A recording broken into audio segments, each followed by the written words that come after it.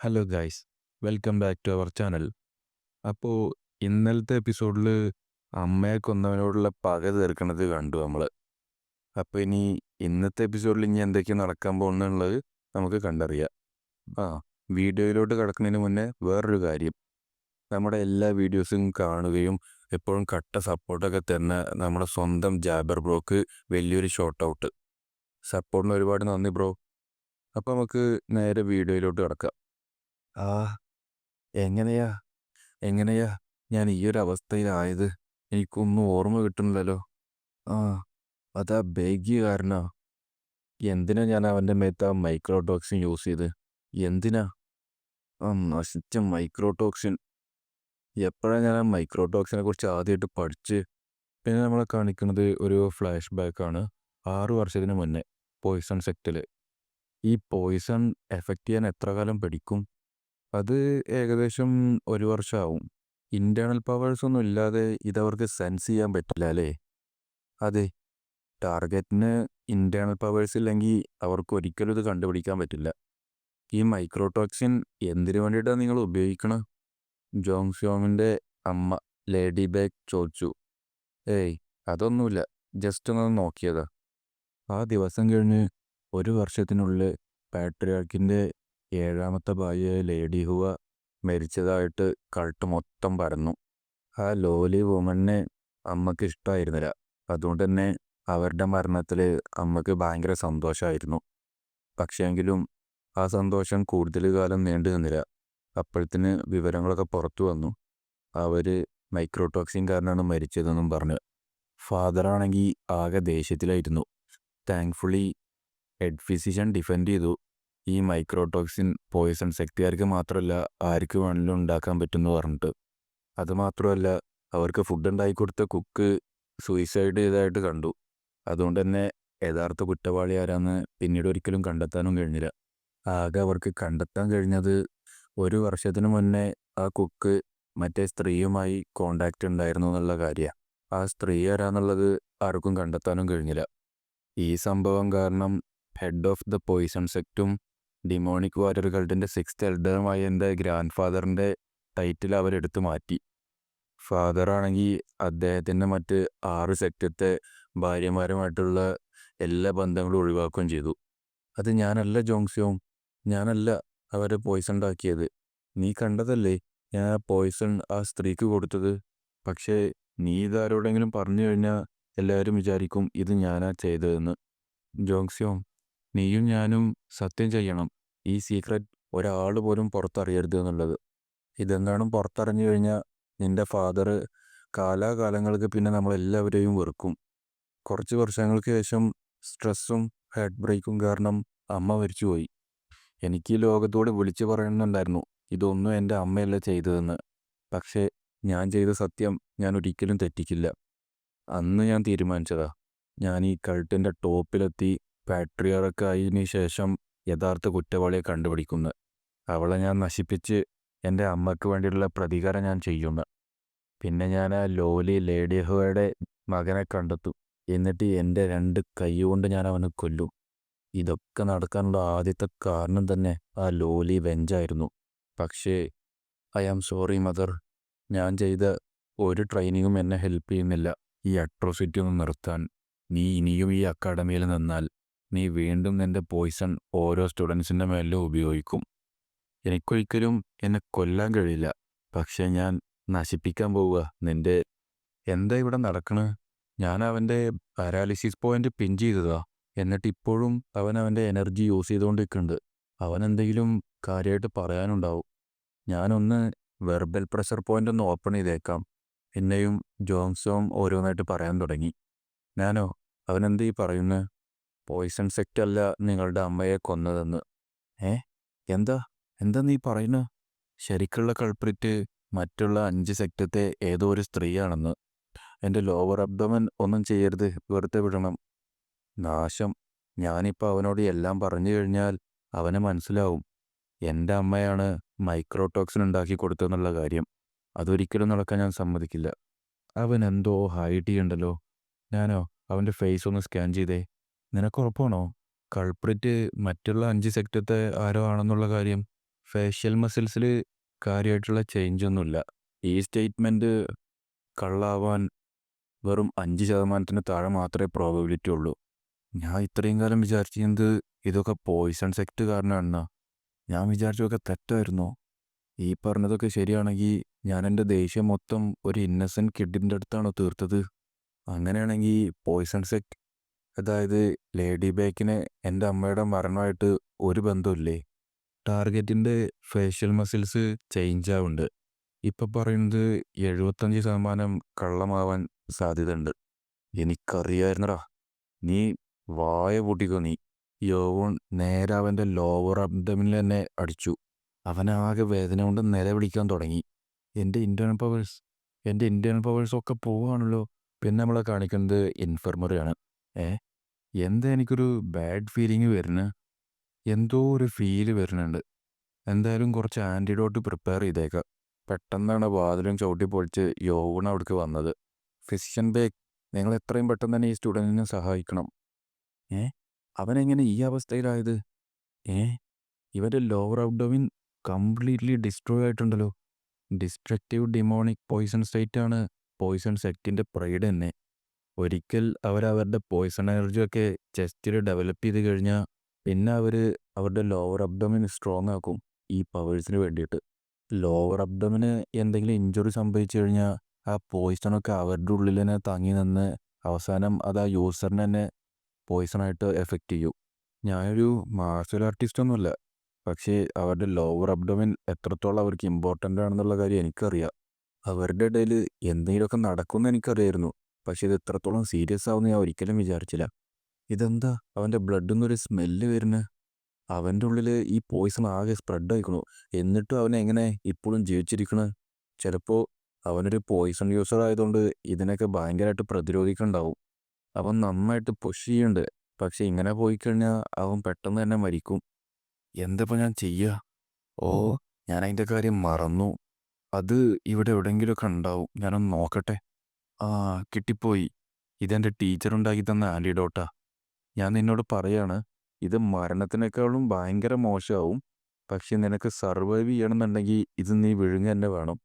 കോപ്പ്, അവനൊരിക്കലും ഇവിടെ കിടന്ന് മരിക്കരുത് എന്നുണ്ട് എനിക്ക്. ഞാനോ, നീ ജോങ്സുവാമിൻ്റെ ശരീരത്തിൽ കയറി അവനെ ക്യൂർ ചെയ്യാനുള്ള എന്തെങ്കിലും വഴിയുണ്ടോ? ഇല്ല, അതിൻ്റെ റൂൾസിന് അഗെയിൻസ്റ്റ് ആണ്. ഞാൻ നിങ്ങളുടെ DNA ആയിട്ടാണ് രജിസ്റ്റർ ചെയ്തിരിക്കുന്നത്. അങ്ങനെങ്കിൽ നിനക്ക് വേറെ എന്തെങ്കിലും ചെയ്യാൻ കഴിയുമോ? ഞാനോ, ആ പോയിസൺ ഏതാന്നുള്ളത് ഈ ബ്ലഡ് ട്രേസ് വെച്ചിട്ട് നിനക്ക് കണ്ടുപിടിക്കാൻ കഴിയുമോ? യെസ്, ആ ബ്ലഡിലൊന്ന് ടച്ച് ചെയ്താൽ മതി. ഞാൻ അനാലിസിസ് തുടങ്ങാം. ഇങ്ങനെയാണോ? Analysis complete. ഇത് 7 ഡിഫറെൻറ്റ് പോയിസണിൻ്റെ മിക്സ്ചറാണ് പുതിയൊരു പോയിസണസ് എഫക്റ്റ് ഉണ്ടാക്കാൻ വേണ്ടിയിട്ട്. ഞാനോ, ഇവിടെയുള്ള എല്ലാ മെഡിസിൻസും സ്കാൻ ചെയ്യേ.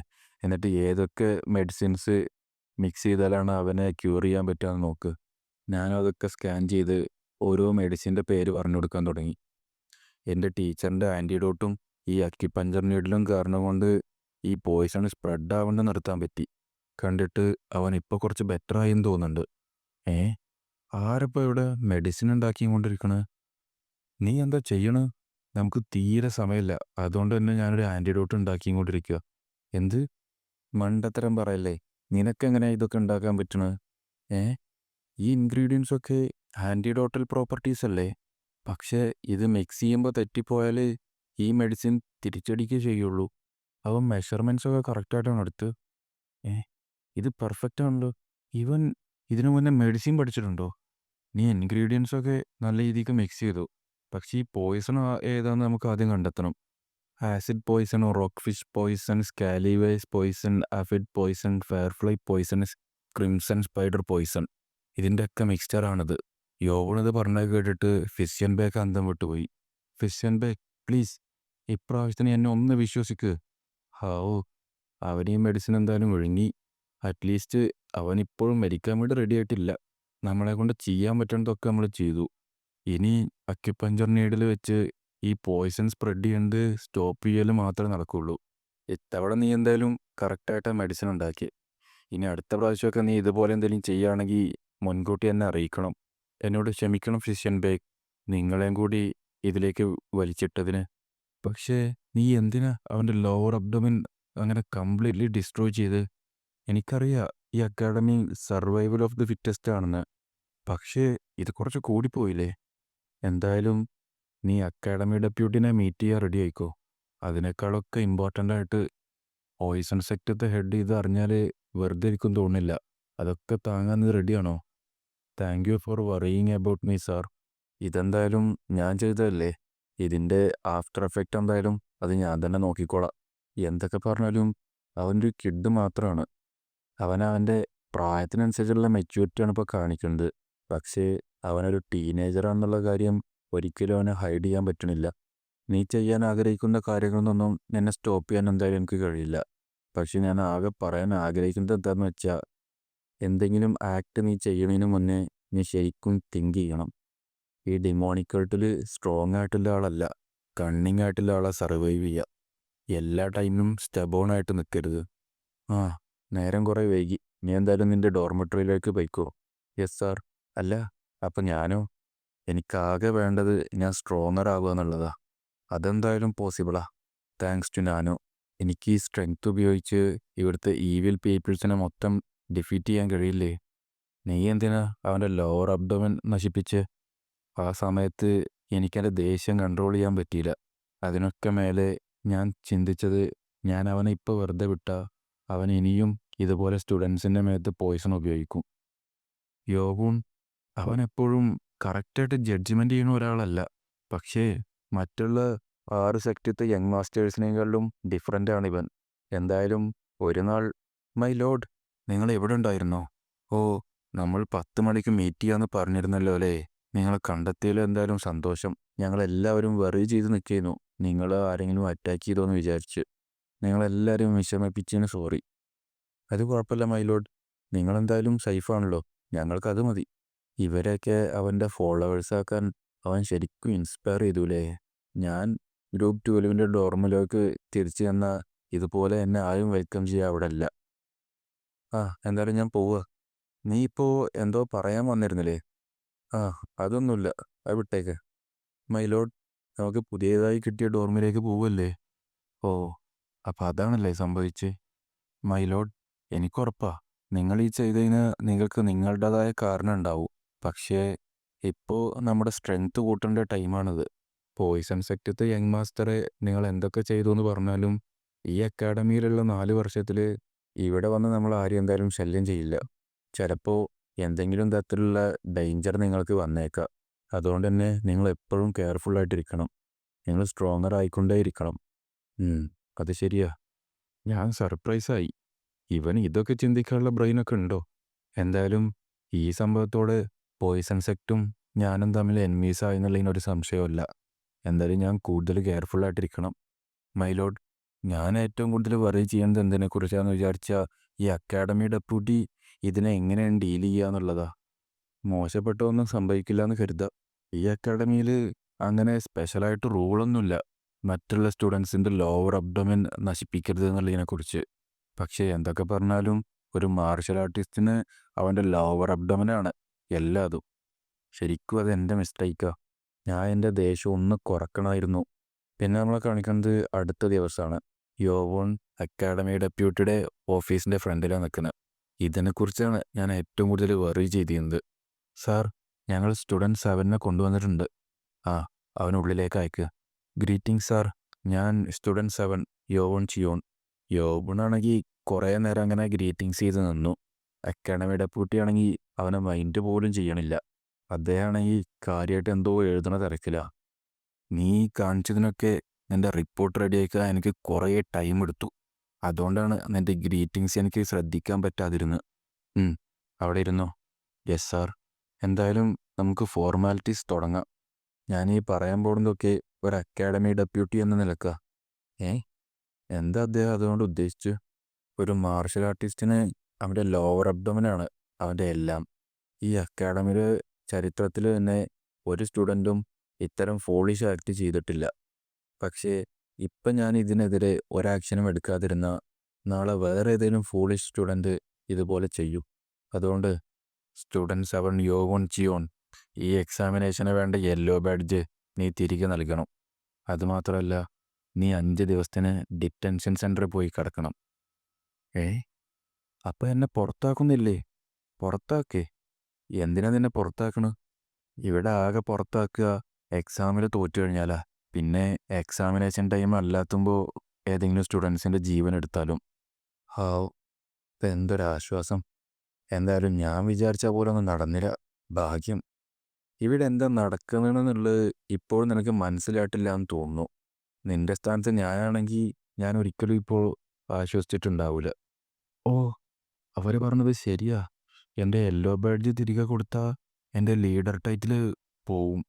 പിന്നെ ഞാൻ 5 ദിവസം ഡിറ്റൻഷൻ സെൻറ്ററിൽ കിടന്നാൽ പിന്നെ എനിക്ക് വേറൊരു ബാഡ്ജ് എടുക്കാൻ ആകെ ഒരു ദിവസം മാത്രമേ ഉണ്ടാവുള്ളൂ.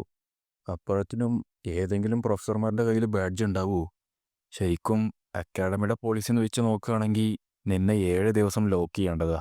പക്ഷേ അങ്ങനെ ചെയ്തു കഴിഞ്ഞാൽ അവനത് തിരിച്ചെടുക്കാനുള്ള ഒരു ചാൻസും ഇല്ലാതാവും. ഇത് ചെറുതാണെങ്കിലും ഞാനിപ്പോൾ അവന് കൊടുക്കുന്നത് ഒരു ഓപ്പർച്യൂണിറ്റിയാണ്. ശരി, ഇനി നമുക്ക് ഏ ഇതെന്താ അവരുടെ എനർജി പെട്ടെന്ന് തന്നെ ഓവർവെൽമിങ് ആയല്ലോ. എൻ്റെ ഈ ലെവലിൽ വെച്ചിട്ട് പോലും അവരുടെ പവറിനെ എനിക്ക് താങ്ങാൻ കഴിയണില്ല. ഇനി എനിക്ക് നിന്നോട് സംസാരിക്കണം.